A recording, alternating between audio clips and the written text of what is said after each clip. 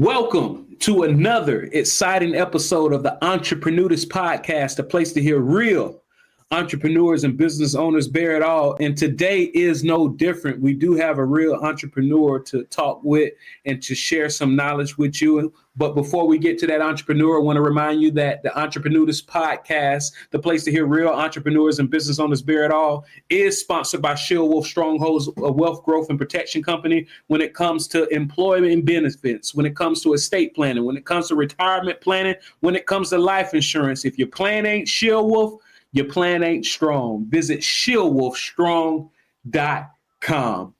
Now to our guest. Today's guest is James Lang, managing partner at OverLang Venture Partners and the leader with a remarkable track record in scaling organizations. Before launching his venture firm, James served as chief operating officer of a medtech startup where he generated over $20 million in revenue and built a team of 60 people from the ground up, developing talent, culture, and operational excellence along the way. Now, James is focused on helping American companies leverage AI the smart way through OverLang Venture Partners. He and his team have developed a proprietary AI infrastructure designed to accelerate growth while respecting and enhancing the human capital inside each organization. James brings a blend of real-world executive experience, technical insight, and a passion for empowering businesses to compete in a rapidly evolving digital landscape. James Lang, thank you for coming to the Entrepreneurs Podcast. Yeah, no, it's a pleasure. Thanks for having me on. I hope I can live up to that great introduction. I'm going to bring you everywhere from now on. You can just introduce me. Whenever I go to the grocery store, I'm going to have you run in there real quick before I go in. Absolutely. I really hope you can live up to it, especially since you wrote it for me. Either you or your team, right? All right. We're going to remove some of the mysteries of podcasting. It's a great introduction because James Lang, or one of his team members, wrote it. Or for our conversation, maybe AI. It's a I don't distinct possibility. Distinct possibility. Is there nothing that you know now that you wish you knew when you first started? Well, that's a long list. I'll give you the top couple, though. So number one, I think when I look back at the journey of, building a company, and for me, it was freelance writing, then SEO writing, then going in-house at an agency, then that agency being acquired by a medtech startup, and then growing that medtech startup and taking on different roles within, in every startup, you're going to wear 15 hats. So if you're that's not my job person, startup life is not for you. And especially as the chief operating officer, I feel like the most effective ones, they are able to channel the vision of the CEO that's steering the ship and make sure the trains run on time. But most importantly, protect the team from all of the drama that happens among shareholders, other stakeholders, outside partners. But to get back to your question of what do I wish I knew a long time ago and would have made my life so much better? There's no rush. You can achieve things on your timetable. And it's okay. In fact, your goal should be to fail, because if you're failing, you're learning. And so if you're being too cautious, especially if you're earlier in life, I'm 35, plenty of people younger than me, a lot more people smarter than me.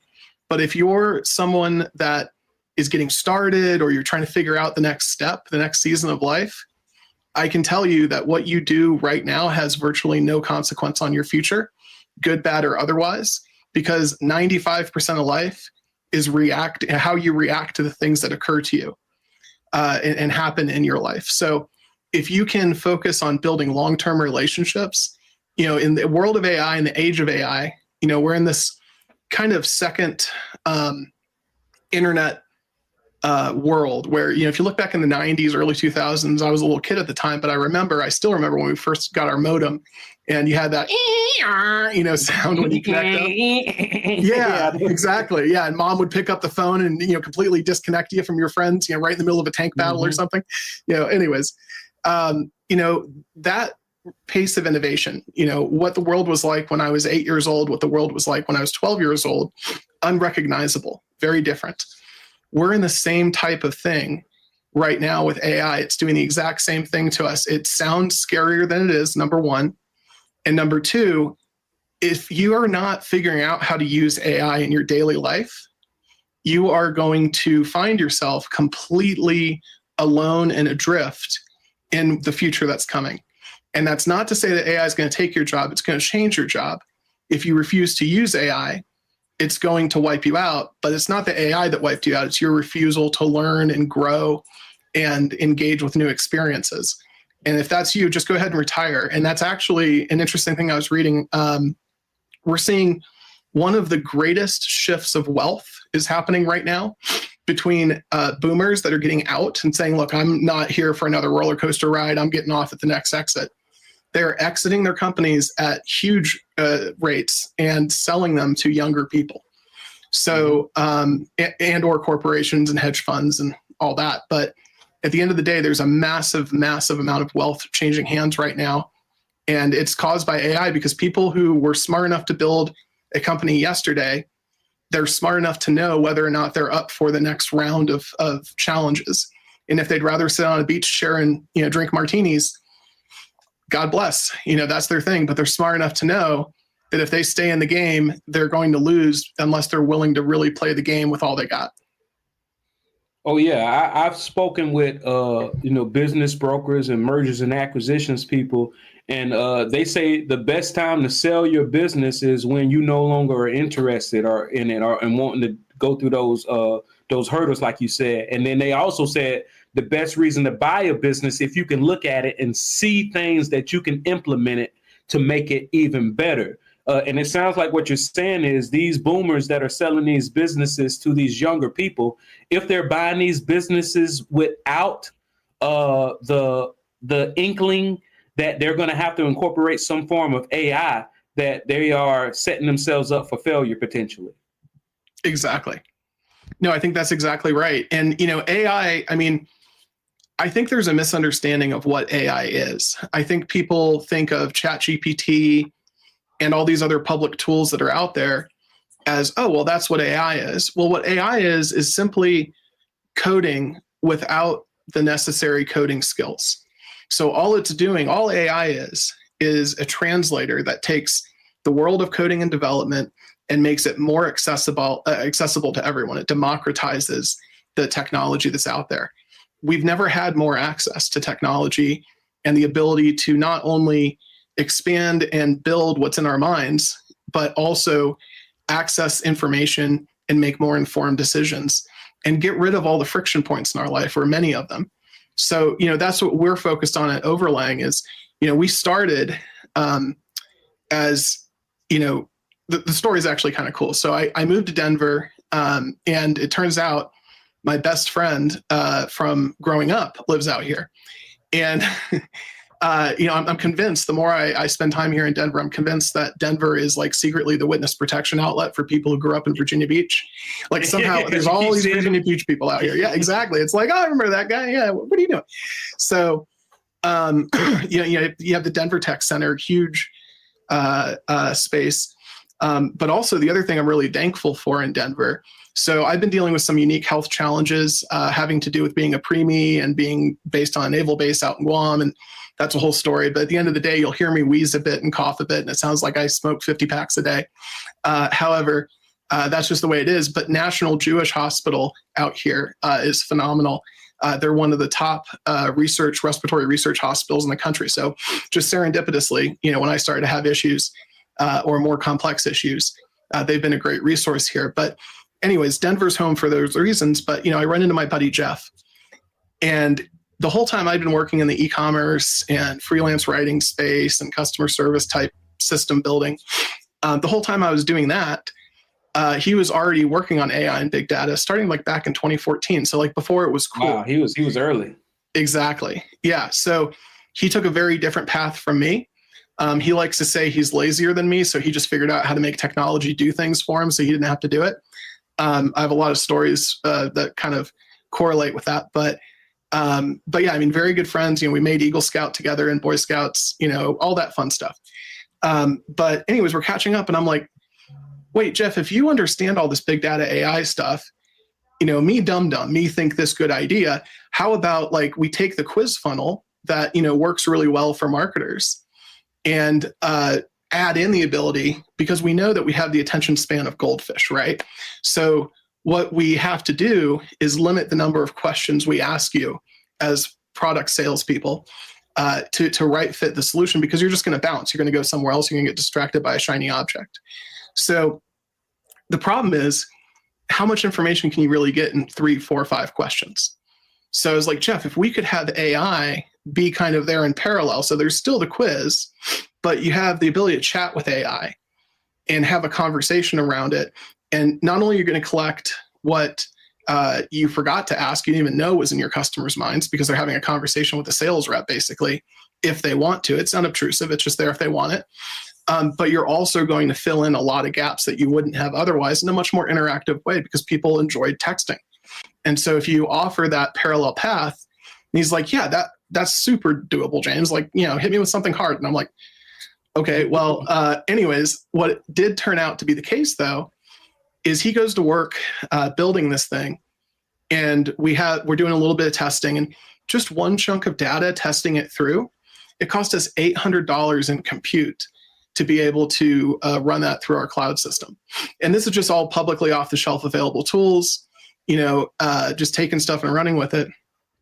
Well, what's crazy is, number one, it's not sustainable. Like you can't, you'll die from success, because the amount of server bills you're going to rack up, running the system, just not sustainable. But what we did instead was we went dark for about 6 months. And Jeff got to work, and I just sat there and said, make do now faster. But, Jeff did all this amazing work and wired through this whole system in AWS that basically is a walled garden, if you will. So, what are the problems with AI? Like if you go to ChatGPT, a great example. So I helped my dad. He has waterfrontpropertylaw.com. That's his website. So there's a shout out for you. But anyways, I help with his website because he had the same experience that pretty much every law firm has. They have some butthole consultant come in and tell them all these really cool things that they need and overcharge them, underdeliver. That's my opinion. That's not necessarily his opinion. He's been very happy with the service that built his website. But from the outside looking in, you can see like, okay, there's opportunities here if you genuinely care about the person and they're more than just a contract. There's some opportunities here to deliver a lot more value and save some money at the same time. So anyways, I do a bunch of work on his website just behind the scenes in my spare time. So the crazy thing is I use ChatGPT to create outlines for content, and ChatGPT does an amazing job of putting together content, especially if you train the GPT around your tone, your style, give it sample documentation, give it a knowledge base to work off of, and you tell it, here's your objective, go build this. It does a great job. What is surprising, though, is the hallucinations, and the hallucinations are getting harder and harder to spot. So in my case, what I found over and over and over again with ChatGPT specifically, it'll pull in cases as examples to say like, hey, you're talking about this. Here's a case where this happened in Virginia where he practices. And, here's the details of the case. Now, 90% of the time, the case does exist. Sometimes it doesn't. And then almost every time, 80% of what it says about the case itself, so it gives you that summary or why it's relevant to the content you're producing, totally wrong, totally fabricated. It's just 80% wrong. 20% of it's probably okay. And so if you don't know better, like I'm a dummy, I don't know. You don't want me being your lawyer. You're going to be in jail forever. But, but a lawyer looks at that and goes, what the hell? And this is the same thing happening in cases right now. A lot of lawyers are getting in trouble for using AI, which it hallucinates in a way that if you don't catch it, if you're not careful, it can really bite you in the butt because you were relying on unreliable information in some cases. So that's one of the problems. So hallucinations, one problem. The other thing I talked about, before is the cost. I mean, you can die from success if you use AI incorrectly. And so many companies are right now. There's so many people out there running around on LinkedIn saying, I was an expert on real estate last week and Bitcoin before that, but now I'm an expert on AI. Here's a big bill to have me do all this AI implementation for you.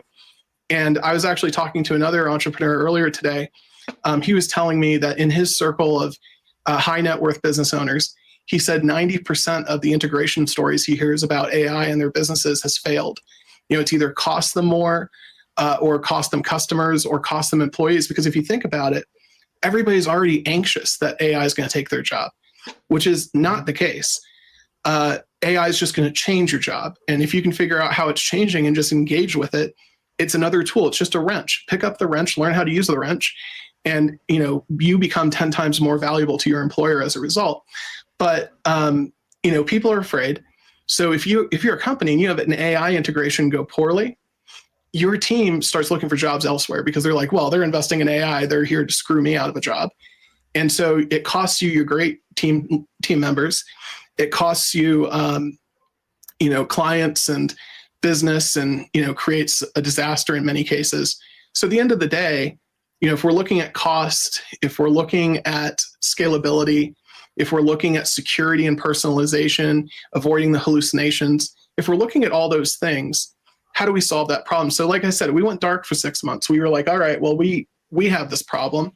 How do we solve it? And we couldn't find an off-the-shelf solution that worked well for us. So what my buddy Jeff built basically in his garage is this AI infrastructure that has a variety of ways to do data vectoring, which is really important for AI. So depending on what type of data you're talking about, it can store it differently to be more efficient. It has secure, pathways, that are encrypted, so you can, plug it into all of your data islands. So, if you've got stuff in QMS or emails or support tickets or, wherever your data lives, in a drive, in a cloud somewhere, or even on your hard drive at home, wherever that data lives, you can connect those sources up so that the AI can operate with the knowledge and the context of that information in a secure way. You're not going to have that data leaking all over the place. And because it's a walled garden, you control the knowledge base. So it's not going to go off to the internet and hallucinate. It's going to work off of your internal information and whatever you tell it to work off of in a secure and efficient way. So the other piece that's really cool is the AI engine he built. It's actually not an LLM or some fancy thing like what ChatGPT uses over with OpenAI, for example. We're actually pulling in the open source things that are out there running around. We vet them, we check them out. So we have about a dozen that we trust, a dozen models that we trust. So we didn't create the model, but we created this engine that you can swap in and out these different models. So you can choose how to store your data. You can choose how to process it with whatever AI engine works best for that task. And the end result is that same $800 bill that we got is down to $4. So pretty big difference. So just to give you an example. Difference. Yeah, huge. And that's the thing that we have to worry about right now in the world is people are not paying attention to the fact that a lot of these AI startups are going to go out of business due to their success.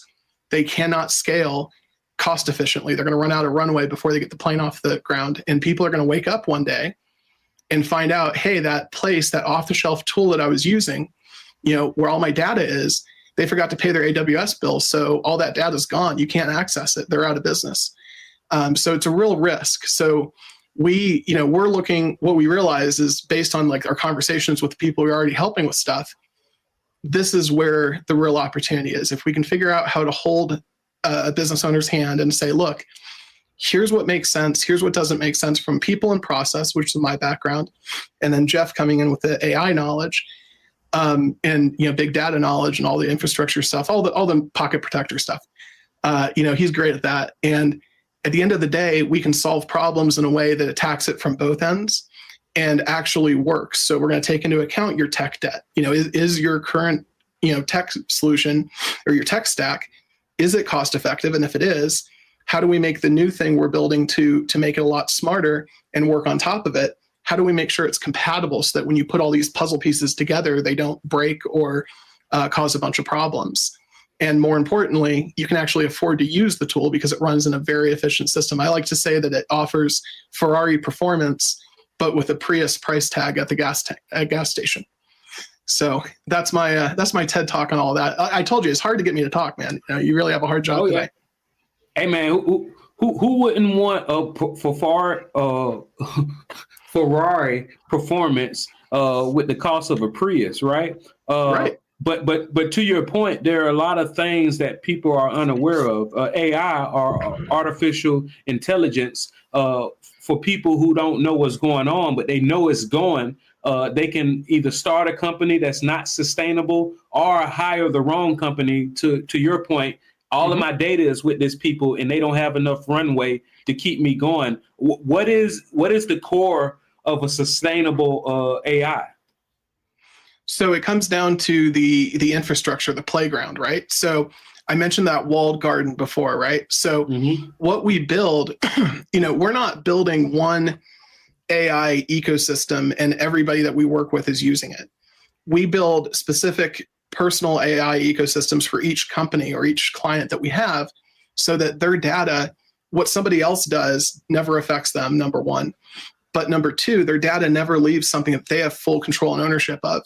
And we can't even see the data. Like, because it's so efficient, every other AI engine out there, that's especially the off-the-shelf ones, if you can get an API key and use AI to do something, it's an off-the-shelf solution. You're plugging into somebody else's infrastructure. You're leaving a copy of your data on that server. So it's caching. And the reason it caches is because it's more efficient for them. They don't have to transfer that data again because it's already on their system. So when you ask for something that needs that data to answer, you can get the answer more quickly, and it costs them a lot less money. The problem is that leaves a copy of your data on their infrastructure, and they can see it. So in my opinion, out of all the big AI plays out there right now that people are playing with, there's no such thing as privacy from the internal team that's running that system. They may be secure in the sense that like other people, other clients of theirs can't see it unless they goof up.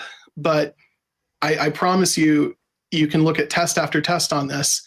Every single AI system out there is holding on to your data in some form because it's far more efficient and more cost effective to do things that way.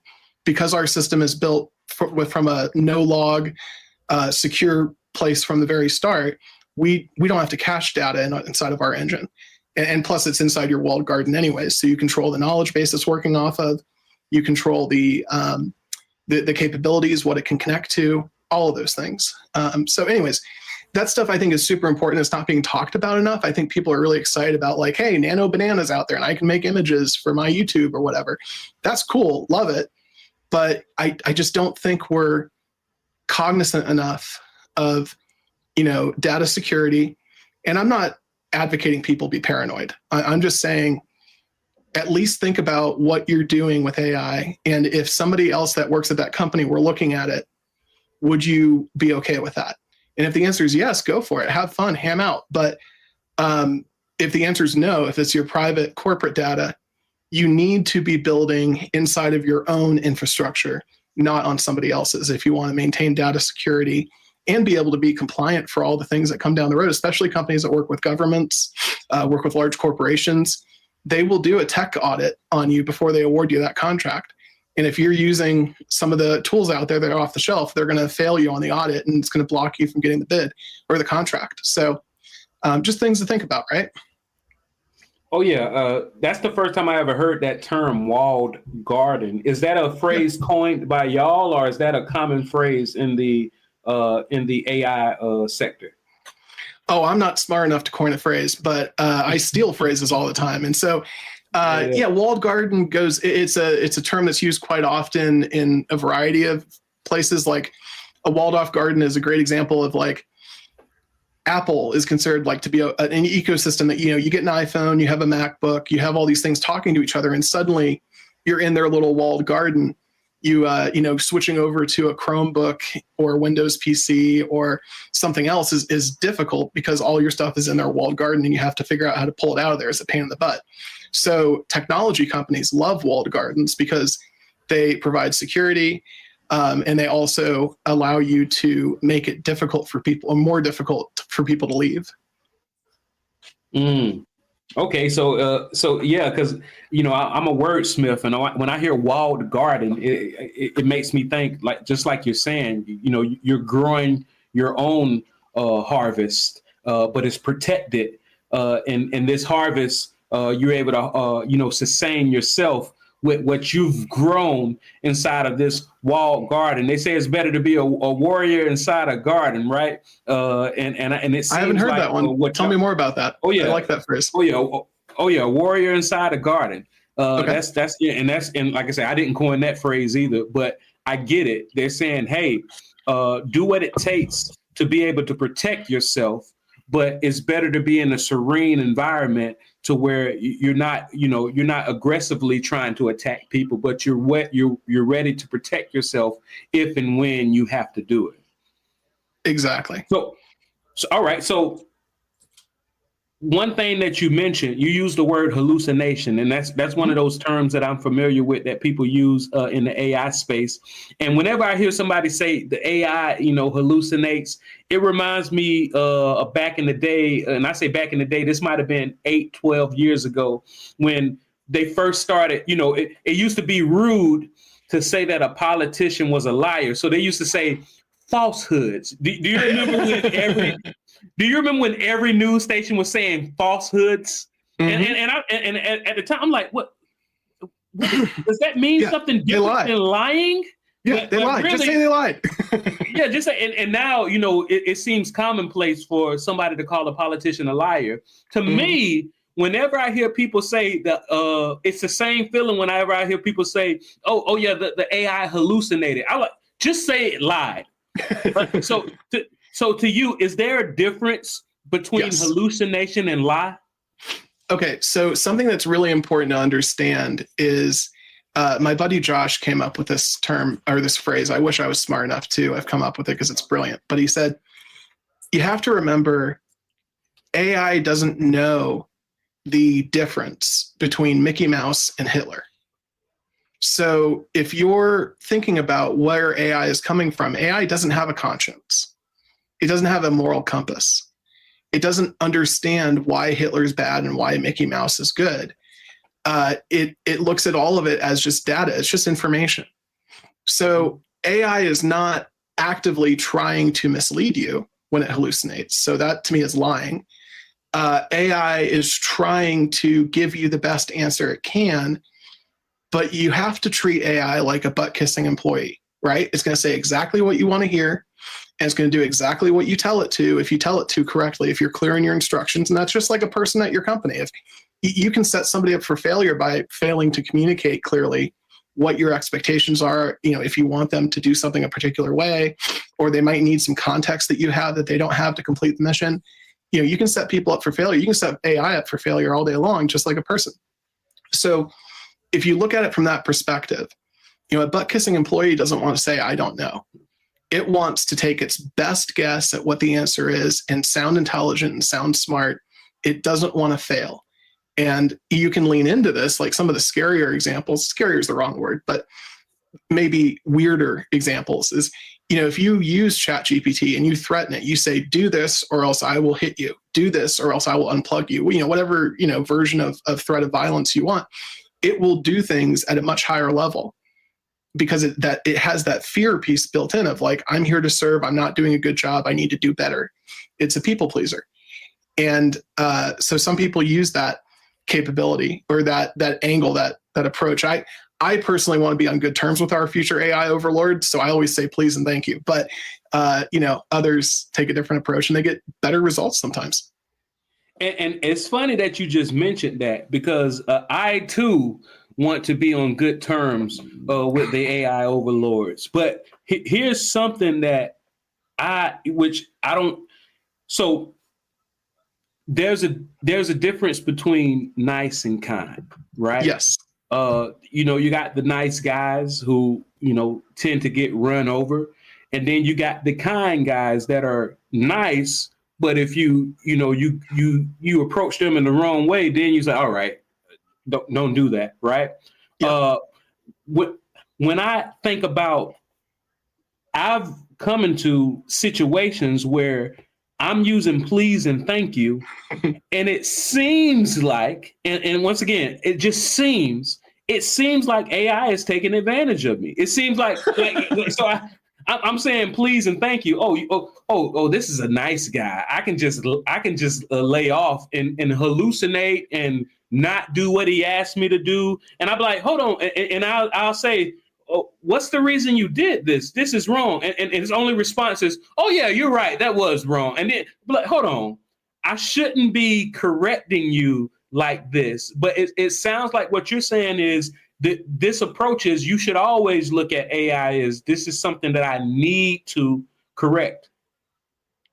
Yeah, well, I go back to when I worked at Fratsky Media, which is a marketing agency out of Fullerton, California. It's a bunch of guys that worked at Disney that spun off and did their own thing.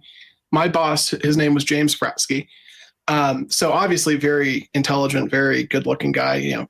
Same name as me, James. Anyways, James would use the term unpack all the time.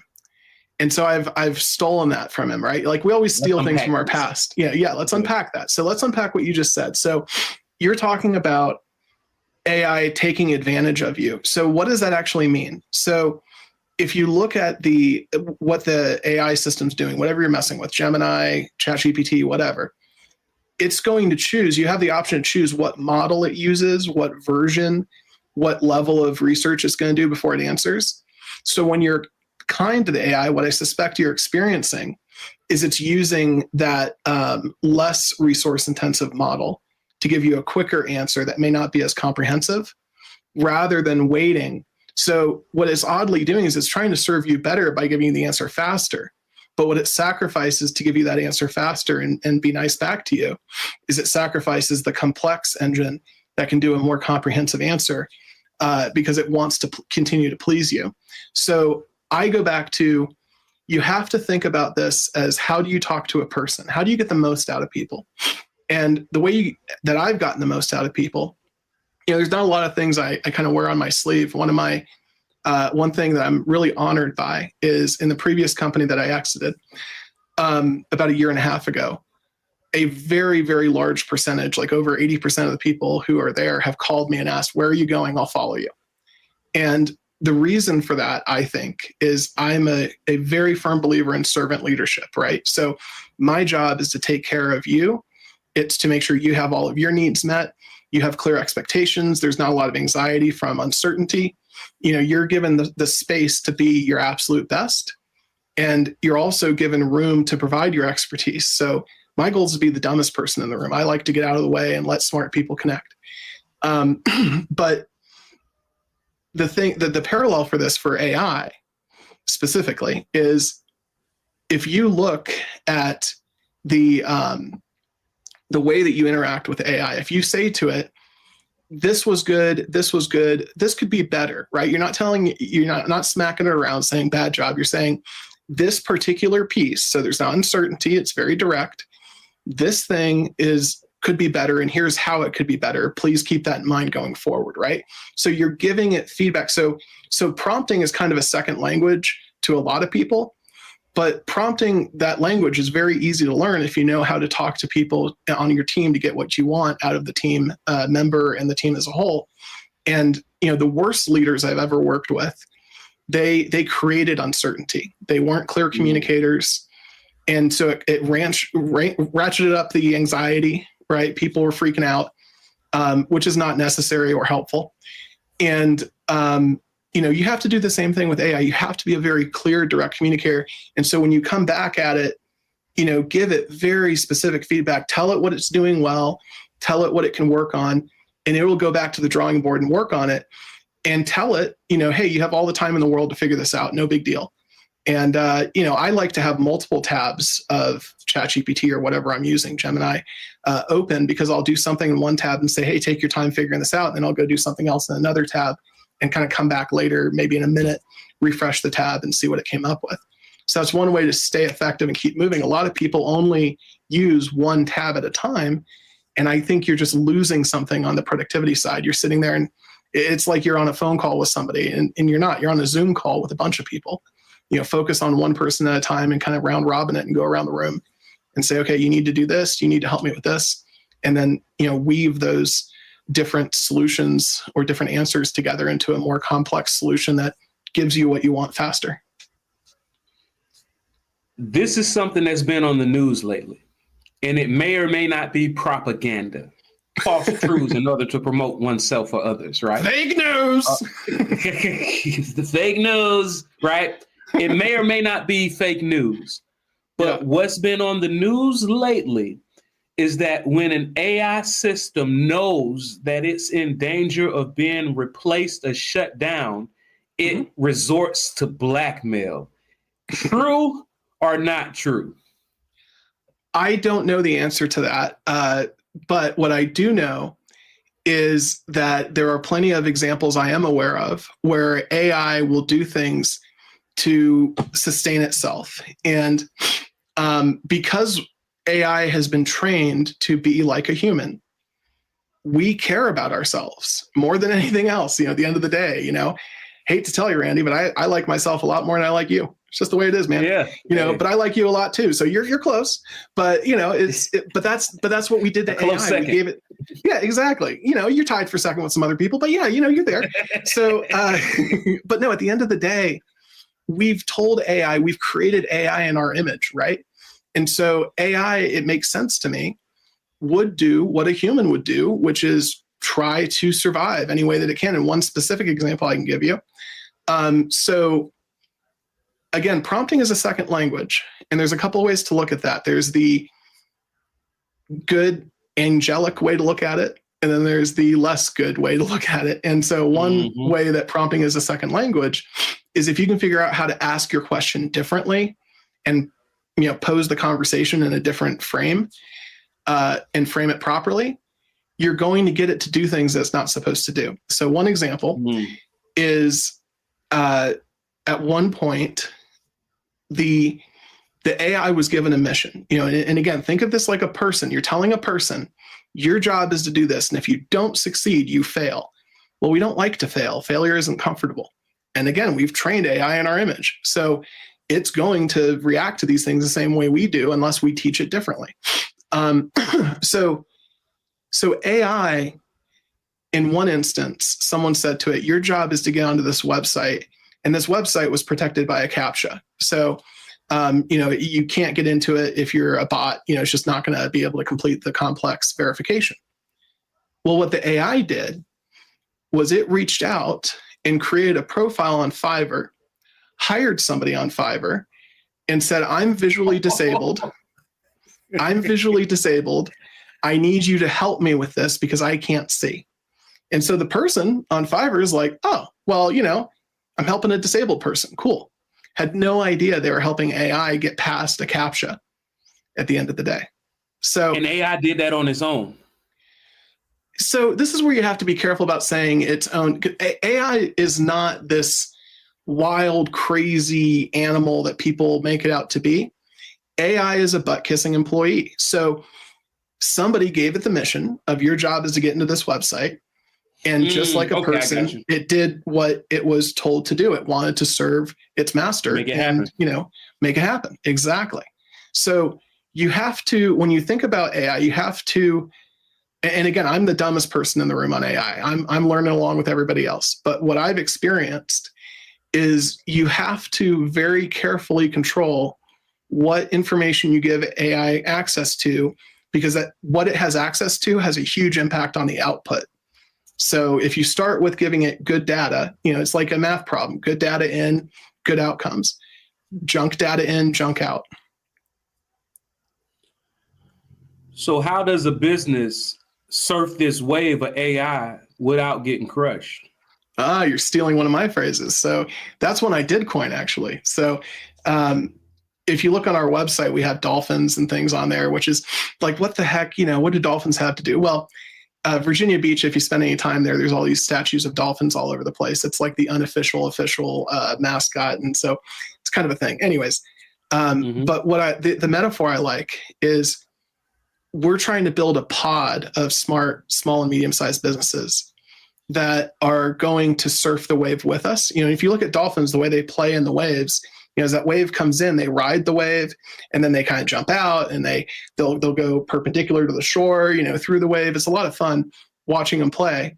And for us, riding the wave instead of getting crushed by it, that comes down to finding a trusted partner. If you're just Googling and, figuring it out on your own, yeah, you might be okay. But just because I know how to run my lawnmower doesn't mean I really want to mow my lawn every weekend. I still have somebody that helps me out with that. So the same thing is true for AI. It takes a great deal of effort to stay current in AI because it is changing so rapidly. One book that I think everybody needs to read, and Jeff Woods, if he happens to see this, he owes me a Porsche. I've recommended this to everybody. But Jeff Woods wrote this great book. It's called The AI-Driven Leader. Now, it's a little bit out of date because it's a couple years old. So, some of the stuff is not current, but the underpinning thought process and the intellectual structure of the book is extremely valuable. And it really underlines how you treat AI as a thought partner and how you get the most out of it as an executive, as a leader, as a business owner.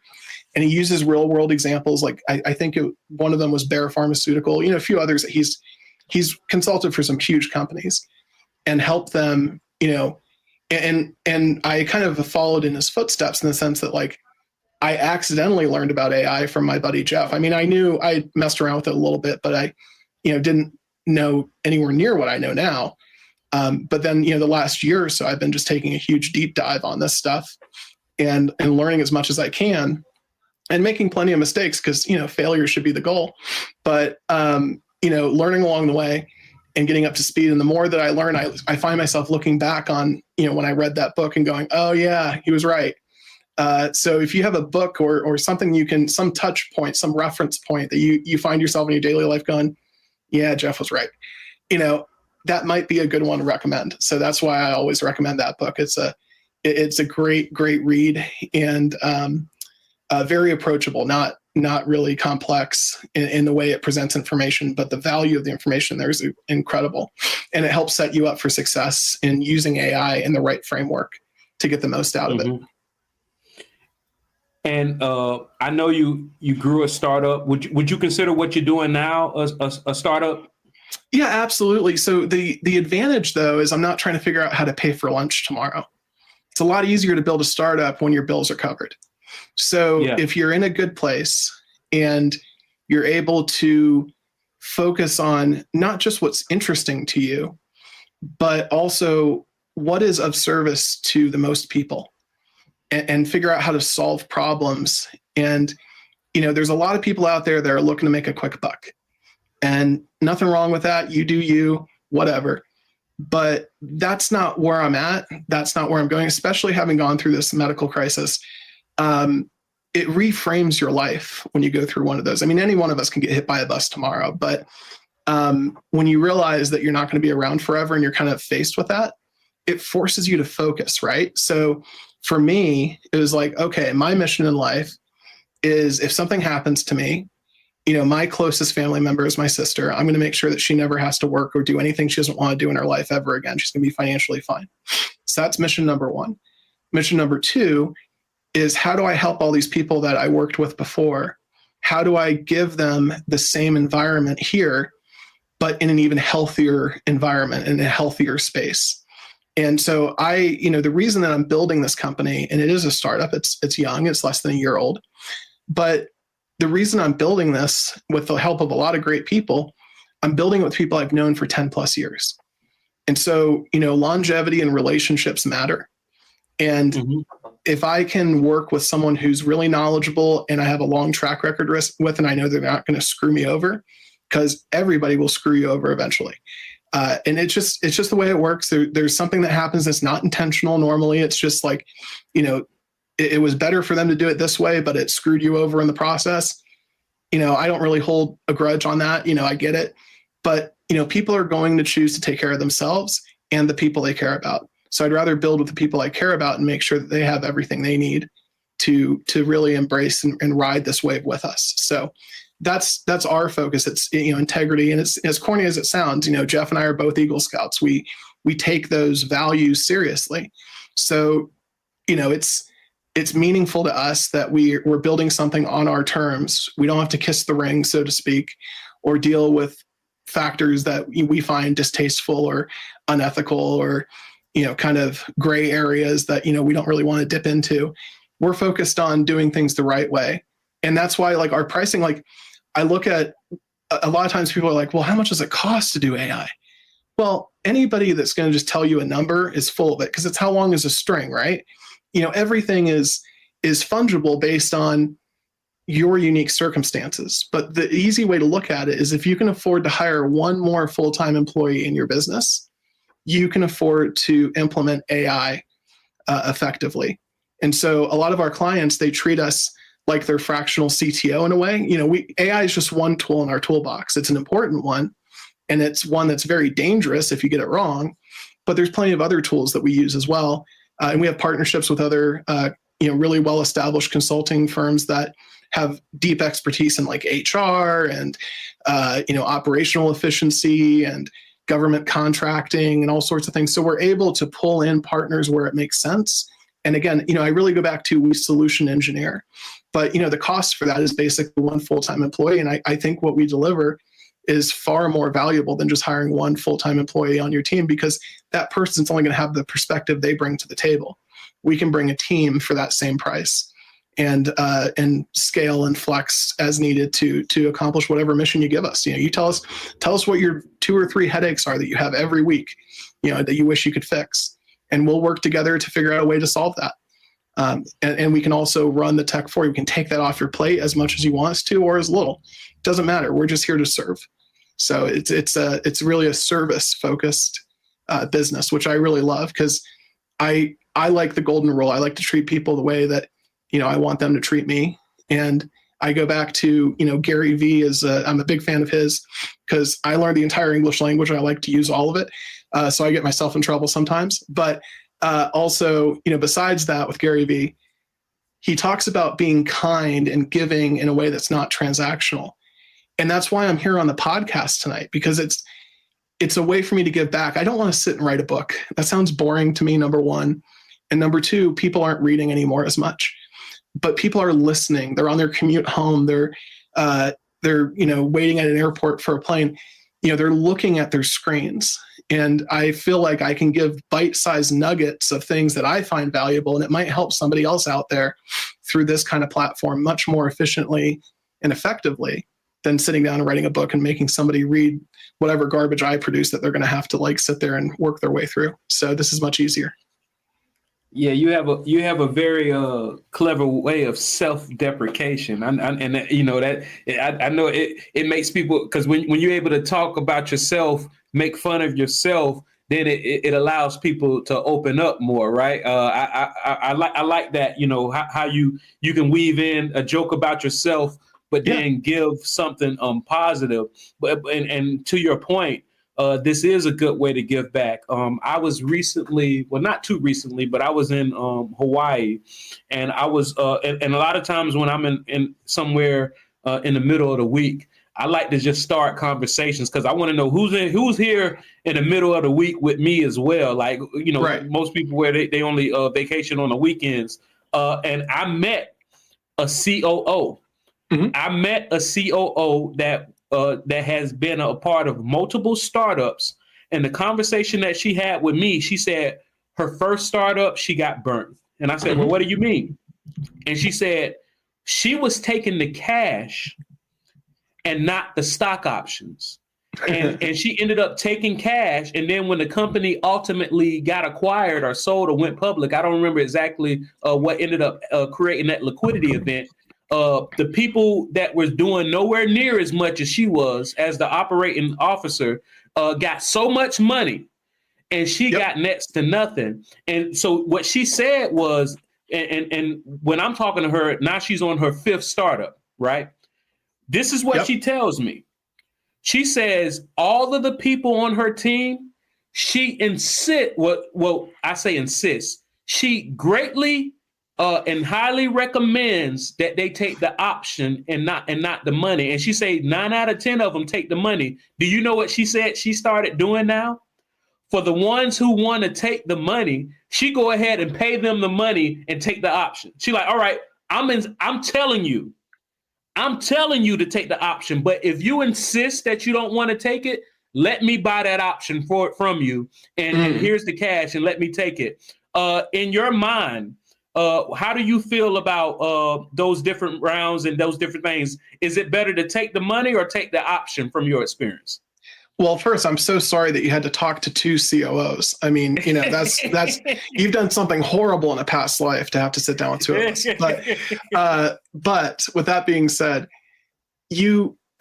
I don't think healthy organizations offer one or the other.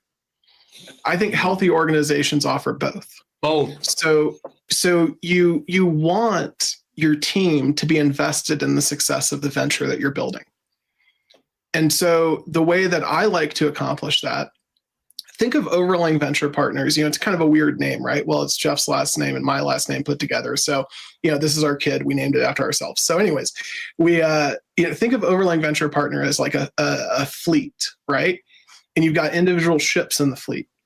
Each ship represents one thing, right? So we have a VC side, we have the AI technology side, we have a digital marketing side. All these things are individual ships in the fleet. And what we do is when we birth one of these ships and put it in the water, OverLang Venture Partners, which I'm 50-50 with Jeff on, we own 100%. But then we give equity to everybody that contributes to that mission. So if you're contributing to every single boat in the fleet, then you're going to have equity in everything. But if you're not, you're going to have equity in the things that you have an impact on and you have the ability to provide value for. But what's important and a lot of people get wrong is they feel entitled to other people's work. And it's not a conscious thought. Like, it's not like somebody wakes up in the morning and says, I'm going to go get as much as I can from somebody else for nothing. I'm sure there's at least one or two people that wake up like that. I can think of a few, but that's the exception, not the rule, thankfully. Yeah. So the majority of people wake up and say, how do I do something cool today? Or what do I want? Or how do I like to go back to the Sacklers, who are those evil people who created Purdue Pharma, which created the Oxycontin crisis. They had a saying in their marketing department, people are always running from pain and towards pleasure. From pain towards pleasure. If you can get in that cycle, that's how they made so much money. Anyways, so they made a pill that became part of that cycle. And who doesn't trust their doctor, right? I love Macklemore's my drug dealer's a doctor, right? And being on palliative care, I can tell you there's a little bit of that still in the world, but it's I could go for hours on that. But anyways, bottom line is, if you can figure out how to make it so you're going to, like, I had a conversation, one of my calls earlier today, I was on with a consultant who wanted to do some work for us. And I said to him, how can I set up this deal with you where you manage my LinkedIn, right? Like, that's what they do. And how can I set this up so that you make a ridiculous amount of money when you deliver results? Because my goal is to give you a lot of money. I want to give you money. How can you help me give you money, right?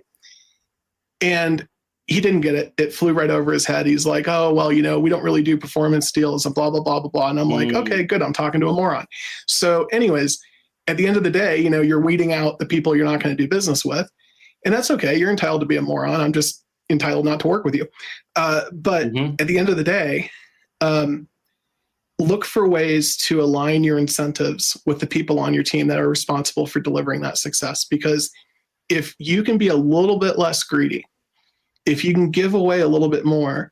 And so for me, the form that takes is the people on my team, I give them both equity, but I also make sure that their bills are paid. And so it may not be a massive salary comparatively. They may be able to go earn more somewhere else at one of these other companies where they don't practice the approach I do.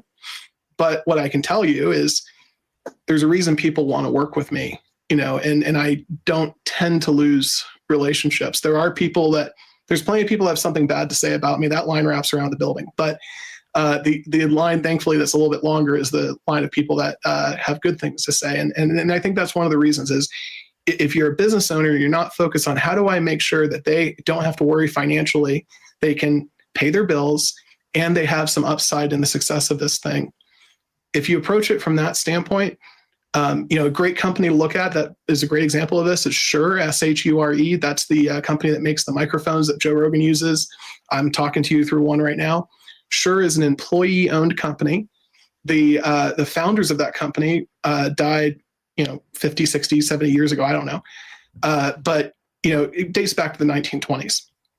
But the founders left that company into an employee trust. So everybody, to my understanding, I could be wrong, so don't quote me on this, but my understanding is that every employee at Shure owns a little bit of that employee trust. So in the employee trust is where all the profits from the corporation go. But sister to that is the charitable trust. So when Shure makes money and they record a profit, they're privately owned by their employees and the charities that they support. That money, their people get paid really well, but on top of that, the profit they make goes into a fund that the employees have a say in how it's spent, both from a charitable standpoint, but also from a personal income standpoint. So it's a really cool structure that I really like. I'm going to borrow some things from that in what we're building over at OverLang. That's a good way to look at it. Sounds like what you're saying, don't put the people that's with you in the position where they have to choose, make it a part of the structure to where their bills are paid, but also they have a little skin in the game when it comes to getting those options. Now, let's say that I'm somebody that's listening right now, right? And of course I already heard you say that the best people to get into these type of situations with are people that like and trust, that you've known for 5-10 years plus, right? But let's say I'm somebody, I have a lot of value to offer, and I'm willing to deal with the delayed gratification and the heartaches and sleepless nights probably of being a part of a startup. How do you find people such as yourself? How and where do you find people such as yourself to say, all right, hey, I got skills and I want to contribute, and I want to put myself in the position to add value and participate in the liquidity event when you go public or when you sell or when you get acquired? How and where do you find people like you and your friend to align with? So, Randy, I'm going to ask you a question that sounds like a trick question. It's not. If you wanted to meet other people that are into runners or into running, where would you meet other runners? How do you meet those people? I guess either go to if I'm not searching online, I would just go to a track or a trail. Yeah, it turns out that if you just start running, which my fat ass doesn't do, but there's a reason I drive a Raptor, right? Like I like hiking for fat kids. But anyways, all these people that are into running, right? So you have these people who are already out there doing it, right? And if you're not out there doing it, you're probably not going to run into other people who are doing it. So that's the problem. Too many people are sitting on the sidelines. So Mark Cuban's not my favorite person in the world. I think he's an a-hole, but he's a rich a-hole and a smart one. And one of the things he talks about all the time is on Shark Tank, you'll see this, which Shark Tank is garbage in my opinion. It doesn't reflect the reality of how the world works, but that's okay. It's entertaining. What Mark always says is, hey, how did you do that? Like, how did you get that first sale? Or how did you make that happen? And the people that he responds the most favorably to are the people said, I just picked up the phone. I started talking like, how did you get into Walmart? I called Walmart. Too many people are waiting on the sidelines for things to come to them. I was talking to a salesperson today or yesterday, one of the two. My days kind of run together sometimes. But I was talking to a salesperson. And he said, I've been doing this for 30 plus years. I have all these great results. But you know what? I'm not going to dial for dollars. But if you have inbound leads, you send them my way. I'll close them all 100%, but I'm just not going to dial for dollars. And that told me everything I needed to know right there. It's like, okay, this person's telling me what they won't do for me, which is, I appreciate, number one, the honesty and the transparency, totally glad with that, or glad that occurred. But what it told me is I'm going to have to look elsewhere for somebody who's really hungry, who's willing to go out there and do it and isn't afraid to look like an idiot. So like you may have noticed if you were looking at my LinkedIn, I look like somebody that went off their Zoloft, for the last couple of weeks. I've been posting all over the place, different content, different styles, different approaches, but I'm willing to look like an idiot to gather the data. I'm looking on the back end in the dashboard. Okay, what post, what style of post is getting the most engagement? What time of day a post is getting the best? So when you look at that, to somebody who's a sideline sitter, they're looking at that and going, look at James, it's out embarrassing himself again. Probably, I embarrass myself every day.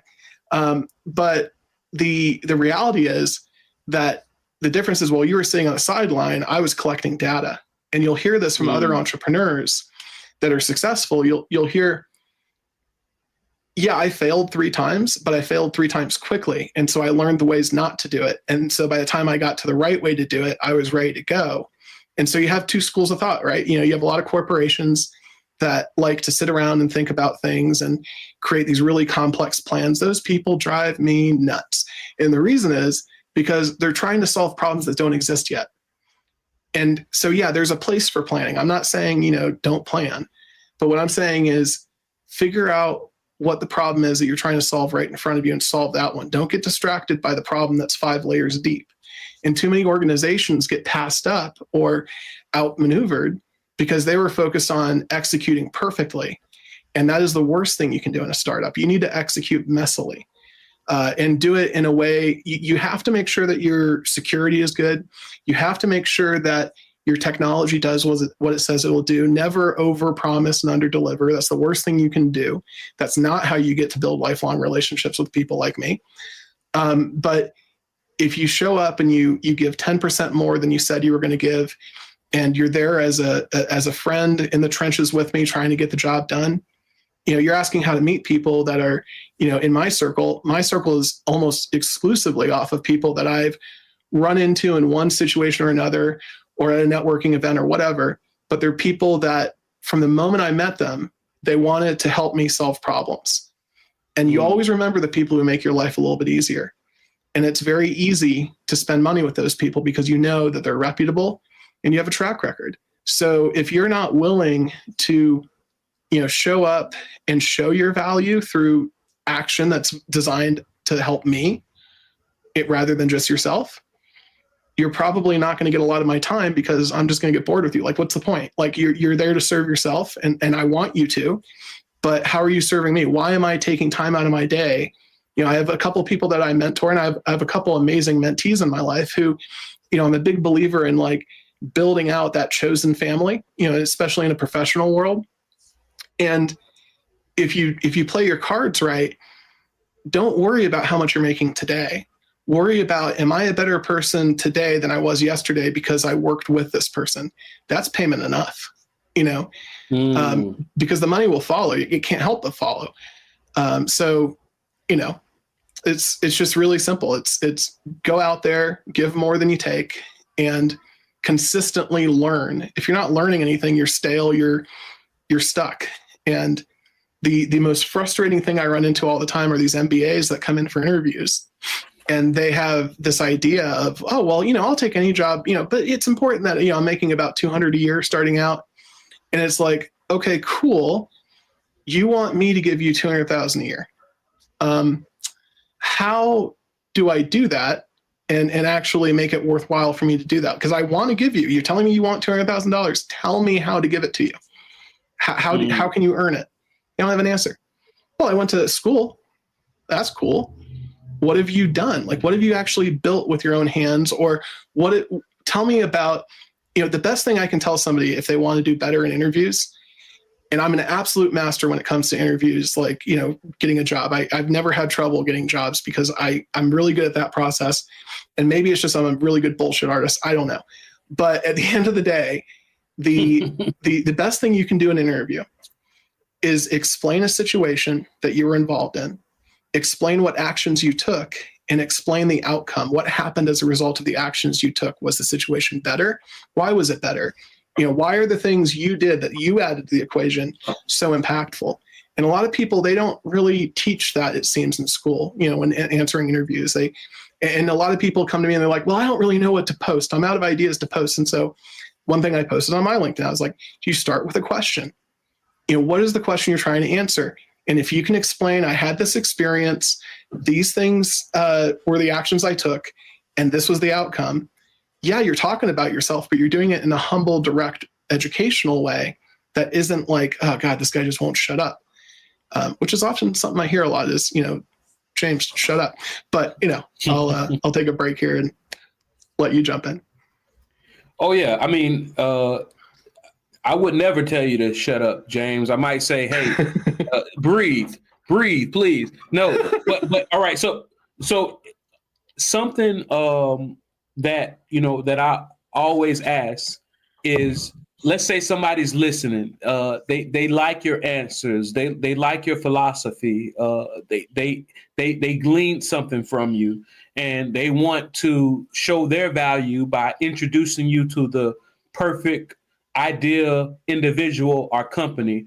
Who should they introduce you to? Who should they introduce you to? That's a good question. I didn't see it going that way. Nice. They should introduce me to somebody whose life I can improve in some way. And generally it's going to be somebody who they are willing to do the work. They just don't know how. There's a lack of knowledge. There's a lack of experience. There's something missing, but the effort, the hustle isn't what's missing. And if the hustle and the effort's there and they're a good, decent person. So like, I'll tell you, I answer every LinkedIn message. Anybody sends me a message, I'm going to answer regardless. And the reason I do that is, one, I want to build relationships. I want to increase my impact selfishly, but also I find some of the most interesting things I learn on a daily basis come from conversations we're having right now. We're talking about something. I don't have your life experience. You don't have my life experience. So maybe you did something good in a past life in that case, but we have different experiences, right? And when we listen to each other and allow people, give them space to show us who they are, and then we believe them, interesting things can happen. Exactly. One last question. What's your definition of success? I don't think it's monetary. I think a lot of people get hung up on the money game and how many zeros do I have in my bank account. My definition of success is, number one, do you have more than 2 or 3 people that you deeply love and care about? And if you do, your cup overfloweth.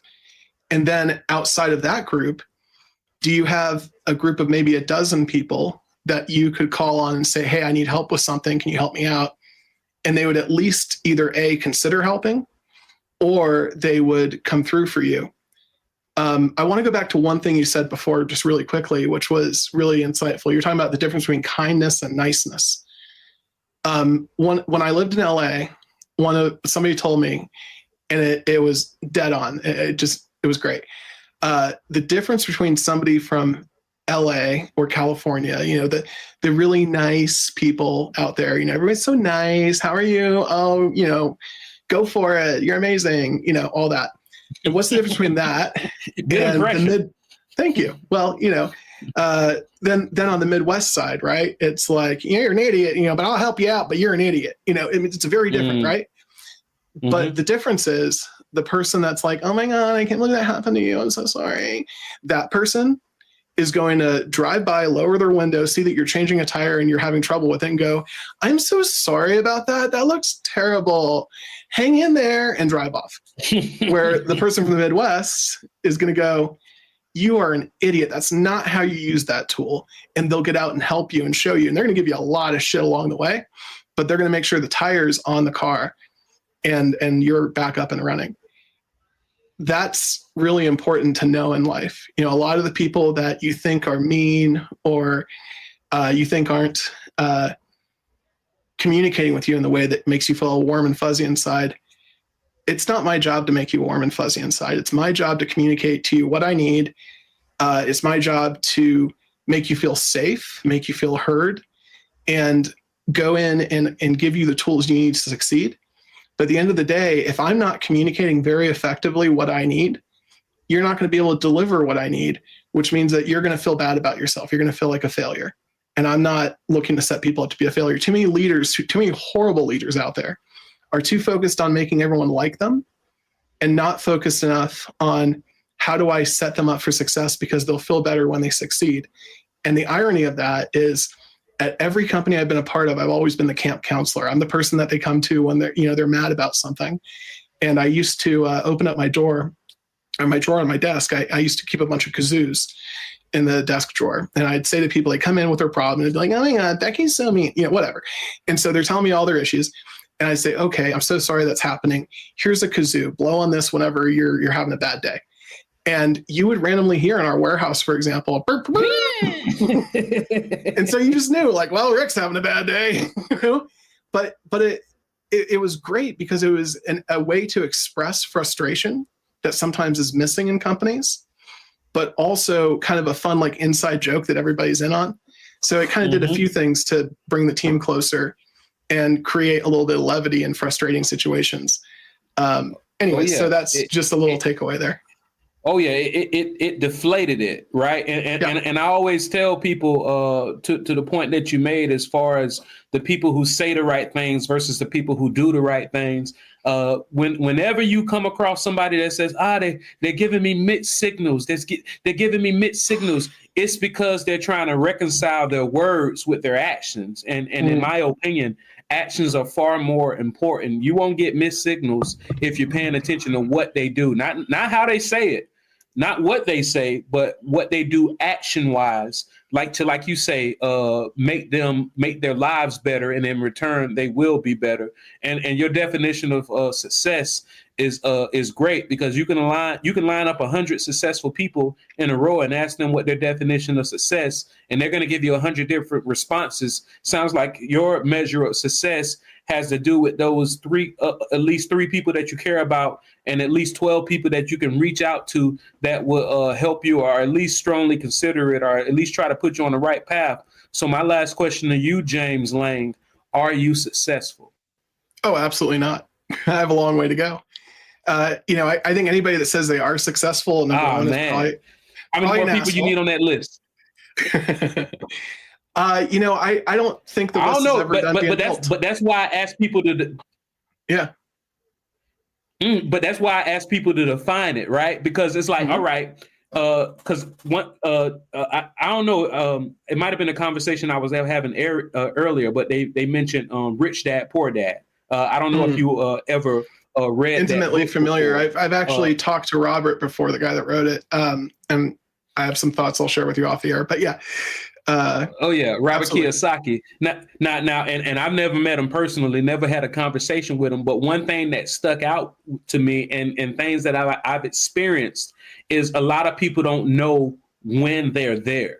A lot of people, they sacrifice family, they sacrifice health, because they never established a definition of success, their definition of success, and even once they reach their definition of success, some of them can't even admit, life is a never-ending journey.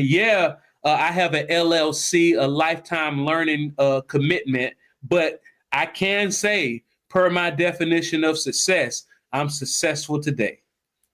Brandy, I got to push back very gently on that, because I don't think you're totally wrong. But I think the thing that you have to make room for in that explanation, and I'm a white guy with no rhythm, so I'm not going to do the full impression here. But one of the women I met, she told me, I just love the hum. I love being in the moment, and I've got the meetings, I've got this going on, I'm working. A lot of people in Hollywood in the production space will tell you the reason they got into production is because it's never ending. You're never done until the wrap, right? And so you get addicted to that hum. You feel really good and safe and functional, and you're just moving and moving and moving, and you feel like you're maybe dancing your way through with a bunch of other partners trying to get something done.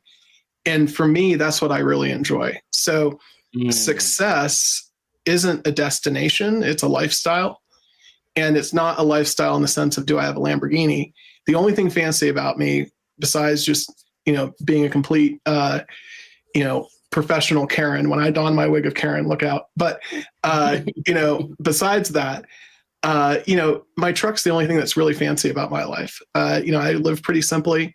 I'm not here for the material things. I lived very differently in LA. I had a penthouse in LA and all that stuff. And I compare those two lives, and I'm much happier now, but I didn't know what I didn't know back then. So going back to your question earlier about, like, what do you wish you knew back then?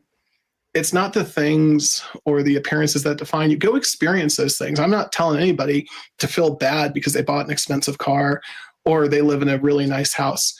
Go for it. Experience those things in your life. But what I've found in my life is coming out of that season of life and in this season of life and what I'm building, I'm focused on simplicity. I don't want to be that guy running around his mansion trying to fix everything because the house runs him now because it's just so big and there's so many things to keep up with.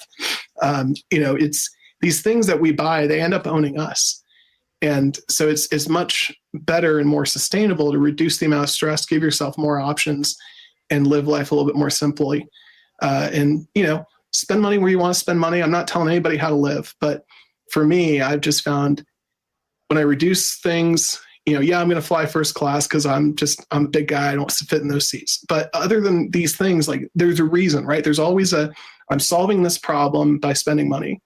It's not I'm showing off I'm getting these things because, Dave Ramsey, always says, nobody cares. The guy at the stoplight next to you doesn't give a crap about your car, good, bad, or otherwise. It's just in your head. And there's a lot of truth in that. There's a lot of wisdom in that.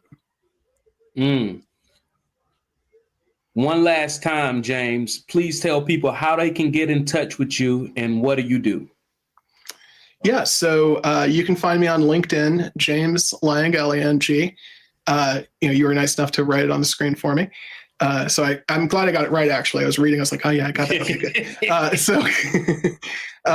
But anyways, find me on LinkedIn. I'd love to connect with you guys there.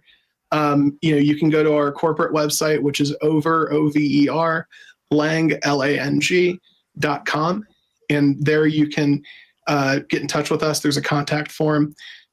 Feel free to email me. It's james@overlang.com. We keep it really simple. I respond to every email, every LinkedIn message, maybe not right away, but I will get there eventually. And I value all of your experiences, and I hope that I can make yours a little bit richer too. Oh, man, James Lang, the most unsuccessful person I know. He defines success so well, and he's living his definition of success, yet he is not successful. Hey, I love that lifestyle approach. And once again, and I agree. I think everybody, one of my favorite speakers, Jim Rohn, said his mentor said, he said, I want you to earn $1 million. I want you to earn $1 million. And after you earn that $1 million, I don't care what you do it. You can give it away. You can throw it against the wall if you want. I want you to earn $1 million because of the man that you become, that you have to become to earn it. This has been another episode of the Entrepreneurs Podcast, a place to hear real entrepreneurs and business owners bear it all. If you are listening to our voices, please make sure you check out the show notes and visit entrepreneurs.com. You can see more information about James Lang. You can also see the video of our beautiful ebony and ivory faces as we share and bear all. Once again, thank you, James Lang, for coming to the Entrepreneurs Podcast. This was a pleasure. Thanks for having me.